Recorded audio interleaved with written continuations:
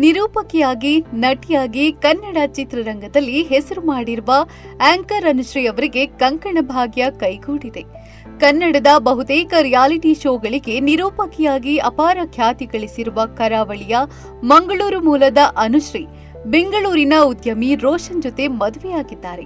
ಬೆಂಗಳೂರಿನ ಹೊರವಲಯದ ರೆಸಾರ್ಟ್ ಒಂದರಲ್ಲಿ ಅನುಶ್ರೀ ತಮ್ಮ ದೀರ್ಘಕಾಲದ ಗೆಳೆಯನೊಂದಿಗೆ ಹಸೆಮಣೆ ಏರಿದ್ದಾರೆ. ವಿವಾಹ ಸಂಭ್ರಮದಲ್ಲಿ ಖ್ಯಾತ ಸಂಗೀತ ನಿರ್ದೇಶಕ ಹಂಸಲೇಖ, ನಟ ನಿರ್ದೇಶಕ ರಾಜ್ಬಿ ಶೆಟ್ಟಿ, ನಟ ಶರಣ್, ವಿಜಯ ರಾಘವೇಂದ್ರ ಸೇರಿದಂತೆ ಹಲವಾರು ಸೆಲೆಬ್ರಿಟಿಗಳು ಭಾಗಿಯಾಗಿದ್ದಾರೆ.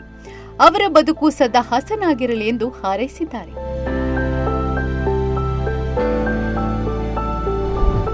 ಅನುಶ್ರೀಗೀಗ 37 ವರ್ಷ.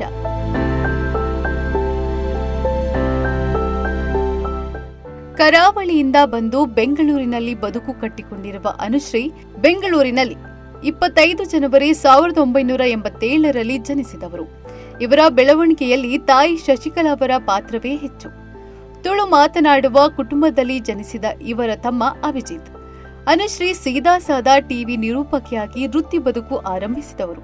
ಅವರೇನು ಶ್ರೀಮಂತ ಕುಟುಂಬದ ಹಿನ್ನೆಲೆಯಿಂದ ಬಂದವರಲ್ಲ. ಮಂಗಳೂರು ಮೂಲದ ಪ್ರಾದೇಶಿಕ ವಾಹಿನಿಯಾದ ನಮ್ಮ ಟಿವಿಯಲ್ಲಿ ಟೆಲಿ ಅಂತ್ಯಾಕ್ಷರಿ ಎಂಬ ಫೋನ್ ಇನ್ ಮ್ಯೂಸಿಕ್ ಶೋನಲ್ಲಿ ನಿರೂಪಕಿಯಾಗಿ ಅನುಶ್ರೀ ತಮ್ಮ ವೃತ್ತಿ ಜೀವನ ಪ್ರಾರಂಭಿಸಿದವರು. ನಂತರ ಬೆಂಗಳೂರಿಗೆ ಬಂದು ಈ ಟಿವಿ ಕನ್ನಡ ವಾಹಿನಿಯಲ್ಲಿ ಪ್ರಸಾರವಾಗುತ್ತಿದ್ದ ಡಿಮ್ಯಾಂಡ್ ಅಪೋ ಡಿಮ್ಯಾಂಡು ಕಾರ್ಯಕ್ರಮದಲ್ಲಿ ನಿರೂಪಕಿಯಾಗಿ ಕಾರ್ಯನಿರ್ವಹಿಸಿ ಖ್ಯಾತಿ ಪಡೆದರು. Big boss Kannada season 1 reality ಶೋನಲ್ಲಿಯೂ ಭಾಗವಹಿಸಿದ್ರು. ಅದರಲ್ಲಿ ಅವರು 80 ದಿನಗಳ ಕಾಲ ಇದ್ರು. ಕನ್ನಡದ ಎಲ್ಲ ಐ5 ಸಿನಿಮಾ ಅವಾರ್ಡ್ ಕಾರ್ಯಕ್ರಮಗಳನ್ನ ನಡೆಸಿಕೊಡುವವರು ಇವರೇ ಆಗಿರೋದು ವಿಶೇಷ. ಜೊತೆಗೆ ಇತ್ತೀಚೆಗೆ ತಮ್ಮದೇ ಯೂಟ್ಯೂಬ್ ಚಾನೆಲ್ ಕೂಡ ಸ್ಥಾಪಿಸಿ ಅದರಲ್ಲೂ ಪಾಡ್ಕಾಸ್ಟ್ಗಳನ್ನ ಮಾಡಿ ಅಪಾರ ಅಭಿಮಾನಿಗಳನ್ನ ಸಂಪಾದಿಸಿದ್ದಾರೆ. ಬಾಲ್ಯದಲ್ಲೇ ದೂರವಾದ ತಂದೆ.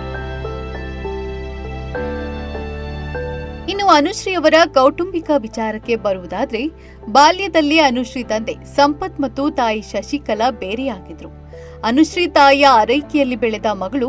ಅವರ ತಂದೆ ಈಗ ಇಲ್ಲ ಎಂದೇ ಎಲ್ಲರೂ ನಂಬಿಕೊಂಡಿದ್ದಾಗ ಕೆಲ ವರ್ಷಗಳ ಹಿಂದೆ ಅನುಶ್ರೀಯ ತಂದೆ ಎಂದು ಹೇಳಿಕೊಂಡ ಸಂಪತ್ ಕುಮಾರ್ ದಿಢೀರೆಂದು ಪ್ರತ್ಯಕ್ಷವಾಗಿದ್ರು. ತಮ್ಮ ಹೆಸರು ಸಂಪತ್ ಕುಮಾರ್, ತಾವು ಅನುಶ್ರೀಯ ತಂದೆ ಎಂದು ಹೇಳಿಕೊಂಡರಲ್ಲದೆ ಅದಕ್ಕೆ ಪೂರಕವಾಗಿ ಅನುಶ್ರೀ ಅವರ ಕೆಲವು ಬಾಲ್ಯದ ಚಿತ್ರಗಳನ್ನ ತೋರಿಸಿದ್ರು. ಪಾರ್ಶ್ವವಾಯುಗೆ ತುತ್ತಾಗಿ ಬೆಂಗಳೂರಿನ ಆಸ್ಪತ್ರೆಯೊಂದರಲ್ಲಿ ದಾಖಲಾಗಿದ್ರು. ನನ್ನ ಕೊನೆಯ ದಿನಗಳಲ್ಲಾದರೂ ಮಗಳು ಬಂದು ನನ್ನನ್ನ ನೋಡಲಿ ಎಂದಿದ್ರು. ಅವರು ಹೇಳಿದ ಅವರ ಬದುಕಿನ ಜರ್ನಿ ಕುತೂಹಲಕರವಾಗಿತ್ತು. ನನಗೆ 2 ಮಕ್ಕಳು, ಅಭಿಜಿತ್ ಹಾಗೂ ಅನುಶ್ರೀ. ನನ್ನ ಮಗಳ ಇಮೇಜ್ ಡ್ಯಾಮೇಜ್ ಆಗಬಾರದು, ಕಷ್ಟಪಟ್ಟು ಆಕೆ ಮೇಲೆ ಬಂದಿದ್ದಾಳೆ. ನನ್ನ ಕುಟುಂಬದವರು ಚೆನ್ನಾಗಿರ್ಲಿ ಎಂದು ನಾನು ನನ್ನ ಇಡೀ ಜೀವನ ಹಾಳು ಮಾಡಿಕೊಂಡಿದ್ದೇನೆ. ನನ್ನ ಮಗ ನನ್ನನ್ನು ನೋಡಲು ಬಂದಿದ್ದ, ಆದ್ರೆ ಮಗಳು ಬಂದಿಲ್ಲ. ನನಗೆ ನನ್ನ ಕುಟುಂಬದವರು ಯಾರೂ ಮಹತ್ವ ಕೊಡಲಿಲ್ಲ. ನನಗೆ ಅನುಶ್ರೀಯನ್ನು ಡ್ಯಾನ್ಸ್ಗೆ ಕಳಿಸುವುದು ಇಷ್ಟ ಇರಲಿಲ್ಲ. ಆದ್ರೆ ನನ್ನ ಹೆಂಡತಿಗೆ ಅವರ ಮನೆಯವರಿಗೆ ಅನುಶ್ರೀಯನ್ನ ಡ್ಯಾನ್ಸ್ಗೆ ಕಳಿಸೋದು ಇಂಟ್ರೆಸ್ಟ್ ಇತ್ತು. ನನ್ನ ಮಾತಿಗೆ ಬೆಲೆ ಇರಲಿಲ್ಲ. ಹಾಗಾಗಿ ಒತ್ತಡದ ಪರಿಸ್ಥಿತಿಯಲ್ಲಿ ನಾನು ಮನೆ ಬಿಟ್ಟು ಹೋದೆ. ಮಗಳನ್ನ ಸೈಂಟ್ ಥಾಮಸ್ ಸ್ಕೂಲ್ನಲ್ಲಿ 6ನೇ ತರಗತಿವರೆಗೂ ಓದಿಸಿದ್ವು. ಆಮೇಲೆ ಮಂಗಳೂರಿಗೆ ಶಿಫ್ಟ್ ಆದ್ವು. 2003-4ರಲ್ಲಿ ನಾವು ಬೇರೆ ಆದೆವು. ನಾನು ನ್ಯೂಜಿಲೆಂಡ್, ದುಬೈ, ಮುಂಬೈಗಳಲ್ಲಿ ಕೆಲಸ ಮಾಡ್ತಾ ಇದ್ದೆ. ಬಾಂಬೆಯಲ್ಲಿ ಅಂಡರ್ವರ್ಲ್ಡ್ ಗುಂಪೊಂದಕ್ಕೆ ಸೇರ್ಕೊಂಡ್ಬಿಟ್ಟೆ. ನಾನು ಇದ್ದ ಫೀಲ್ಡ್ ಹೇಗಿತ್ತೆಂದ್ರೆ ಇವರ ಹೆಸರನ್ನ ಹೇಳಿದ್ರು ಇವರನ್ನ ಮುಗಿಸಿ ಬಿಡ್ತಾ ಇದ್ರು. ಹಾಗಾಗಿ ನಾನು ಇವರನ್ನ ಮತ್ತೆ ಸಂಪರ್ಕ ಮಾಡಲಿಲ್ಲ ಎಂದಿದ್ರು ಸಂಪತ್. ಆದ್ರೆ ನಾನು ಮಾಡಿದ್ದು ತಪ್ಪು, ನನ್ನನ್ನು ಕ್ಷಮಿಸಿ, ಮಗಳು ಬಂದು ನನ್ನನ್ನು ನೋಡಲಿ ಅಥವಾ ನಾನು ಸತ್ತ ಮೇಲೆ ಒಂದು ಹಿಡಿ ಮಣ್ಣಾದ್ರೂ ಹಾಕಲಿ ಎಂದಿದ್ರು ಆ ವ್ಯಕ್ತಿ. ಅದಕ್ಕೆ ಅನುಶ್ರೀ ಪ್ರತಿಕ್ರಿಯೆ ಏನಿತ್ತು? ಆದ್ರೆ ಈ ಮಾತುಗಳೆಲ್ಲ ಅನುಶ್ರೀ ಅವರನ್ನ ಕರಗಿಸಿರ್ಲಿಲ್ಲ. ತಂದೆಯಾದವನು ಹೀರೋ ತರ ಇರ್ಬೇಕು. ನಮ್ಮ ತಂದೆ ನಮಗೆ ಹೀರೋ ತರ ಇರ್ಲಿಲ್ಲ. ನನ್ನ ಅಮ್ಮನ ಜೊತೆಗೆ ಒಳ್ಳೆಯ ಗಂಡನಂತೆ ಇದ್ರ ಅದು ಗೊತ್ತಿಲ್ಲ. ಮನೆಗೆ ಸರಿಯಾಗಿ ಬರ್ತಾ ಇರ್ಲಿಲ್ಲ. ನಮ್ಮ ಜೀವನ, ಮಕ್ಕಳ ಭವಿಷ್ಯದ ಬಗ್ಗೆ ಯೋಚಿಸಿದ್ದೇ ಇಲ್ಲ. ಅವರಿಗೆ ನಮ್ಮ ಜೊತೆಗೆ ಇರಲು ಇಷ್ಟ ಇರಲಿಲ್ಲ. ಅವರೇ ತೀರ್ಮಾನಿಸಿ ನಮ್ಮನ್ನ ಬಿಟ್ಟು ಹೋದ್ರು. 25 ವರ್ಷಗಳ ಹಿಂದೆ ನಮ್ಮನ್ನು ಬಿಟ್ಟು ಹೋದ್ರು. 25 ವರ್ಷ ಅವರಿಲ್ಲದೆ ನಾವು ಬೆಳೆದ್ವು. ಈಗ ಬಂದು ನಾನು ನಿನ್ನ ಅಪ್ಪ ಅಂದ್ರೆ ಒಪ್ಪಿಕೊಳ್ಳೋಕೆ ನಾನು ತಯಾರಿಲ್ಲ ಎಂದು ಅನುಶ್ರೀ ನೊಂದ ಹೃದಯದಿಂದ ಹೇಳಿದ್ರು. ಬಾಡಿಗೆ ಮನೆಯಲ್ಲಿ ಕಷ್ಟದ ಜೀವನ. ನಾವು ಬಾಡಿಗೆ ಮನೆಯಲ್ಲಿ ವಾಸವಿದ್ದೆವು. ಅಮ್ಮನ ಬಳಿ ಆಗ ಕೇವಲ 4 ಸೀರೆ ಇತ್ತು. ನನ್ನ ತಮ್ಮ ಅಂಗನವಾಡಿಗೆ ಹೋಗುತ್ತಿದ್ದಾಗ ಪೌಷ್ಟಿಕ ಆಹಾರದ 2 ಪ್ಯಾಕೆಟ್ ಕೊಡ್ತಾ ಇದ್ರು. ನಾನು ಅವರಲ್ಲಿ ರಿಕ್ವೆಸ್ಟ್ ಮಾಡಿ 2 ಪ್ಯಾಕೆಟ್ ಹೆಚ್ಚಿಗೆ ತರ್ತಾ ಇದ್ದೆ. ಎಷ್ಟೋ ಬಾರಿ ಊಟ ಇರ್ತಾ ಇರ್ಲಿಲ್ಲ. ಆ ಪುಡಿಯನ್ನ ನೀರಿನಲ್ಲಿ ಕಲಸಿ ರೊಟ್ಟಿ ತರ ಮಾಡಿ ತಿಂತಾ ಇದ್ರು. ಆಗ ಬರೆದವರು, ಈಗ ಬಂದು ನಾನು ಅಪ್ಪ ಎಂದರೆ ಅದನ್ನು ಒಪ್ಪಿಕೊಳ್ಳಲು ನಾನು ರೆಡಿ ಇಲ್ಲ. ನನ್ನ ಅಮ್ಮನೇ ನನಗೆ ಅಪ್ಪ. ಹುಟ್ಟಿಸಿದ್ರಿ ಅನ್ನುವ ಕಾರಣಕ್ಕೆ ಅಪ್ಪ ಅಮ್ಮ ಆಗುವುದಿಲ್ಲ. ಮಕ್ಕಳ ಭವಿಷ್ಯದ ಬೆಳವಣಿಗೆಗೆ ಕಾರಣವಾದರೆ ಮಾತ್ರ ಪೋಷಕರು. ಇದು ಬಹಳ ದೊಡ್ಡ ಜವಾಬ್ದಾರಿ.